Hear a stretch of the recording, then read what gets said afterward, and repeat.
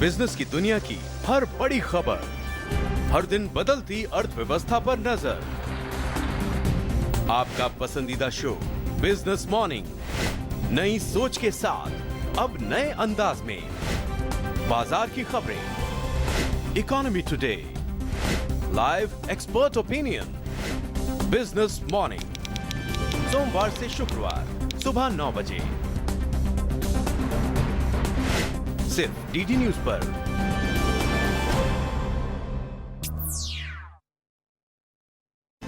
तस्वीरें जो बयां करती हैं हकीकत, हालात जिनसे जुड़े हैं आपके जज्बात, जुनून जो बदल सकता है देश की तस्वीर, खबरें जो आपके लिए जानना है जरूरी। खबर दिन भर, हर शाम 5 बजे, सिर्फ डीडी न्यूज पर।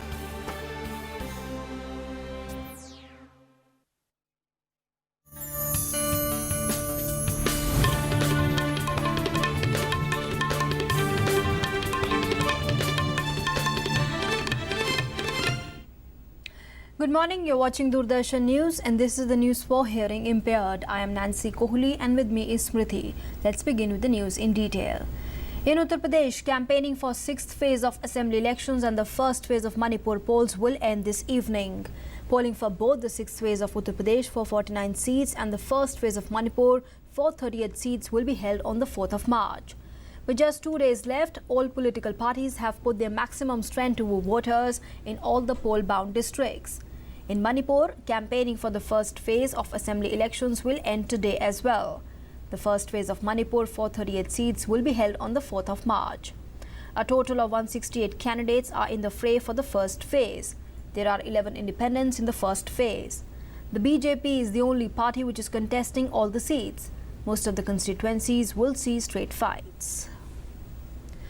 Prime Minister Narendra Modi took a dig at the critiques of demonetization, citing recent GDP figures and repeated his barb hard work is more powerful than Harvard. The government had on Tuesday pegged the GDP growth at a higher than expected 7.1% for 2016-2017, despite the cash blues, which was higher than China's 6.8% for October-December period of 2016, making India retain the tag of the world's fastest growing economy.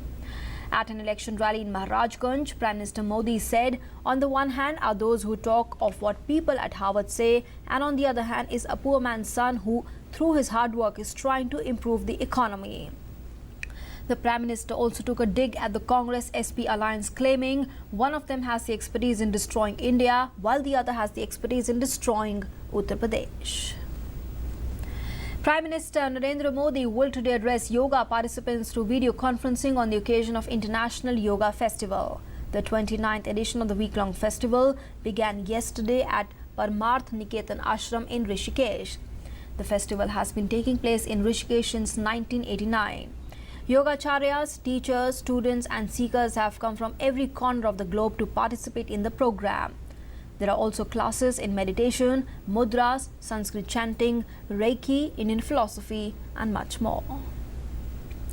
Union Minister Venkaiah Naidu deplored the opportunistic politics in the country, which is soft on terrorism and hard on nationalism.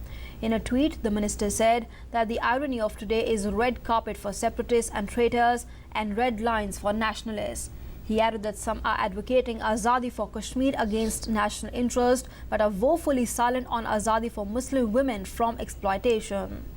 Speaking in the backdrop of a tussle in Delhi University, the minister has accused the Congress and the left for becoming silent or violent selectively.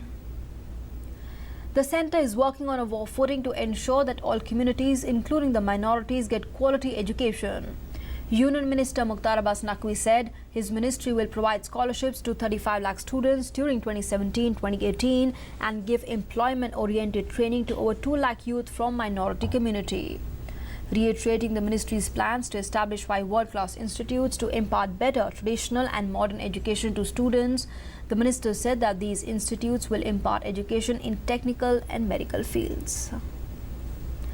Union Finance Minister Arun Jaitley will visit Nepal today to participate in an international summit aimed at boosting infrastructure investments in the landlocked country. The Nepal Investment Summit 2017 in Kathmandu from 2nd and the 3rd of March will see the participation of nearly 250 companies from about 24 countries. The minister will be the keynote speaker at the summit. Other countries attending the summit include the US, the UK, Russia, Bangladesh, Bhutan, Italy, France, Spain and Vietnam.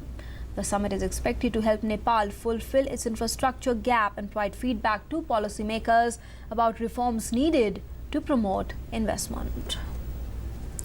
Pakistan created the terror outfits against India, and this monster is now devouring its own creator. In a strong statement at the 34th session of the Human Rights Council in Geneva, Indian ambassador to United Nations said the most wanted terrorists of the world have found succor and sustenance in Pakistan in the last 2 decades. He also asked members to recognize the irony of a nation that has established